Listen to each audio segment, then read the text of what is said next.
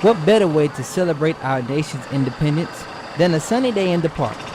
After months of preparation, get ready to be amazed because this year's Texas Over Freedom will include never-before-seen features that the whole family will enjoy. Of course, we have 5 entertainment zones, 4 musical stages, and just really something for everyone. Eleanor Tinsley Park has expanded its venue, expecting over 50,000 people to celebrate the red, white, and blue. It's a brand new capital improvement for this for Eleanor Tinsley Park, and so in the past we've had the main stage up on the Parkway, and by moving it down here, we're able to be much more fluid on the Parkway, and we won't bog down with things on the Parkway.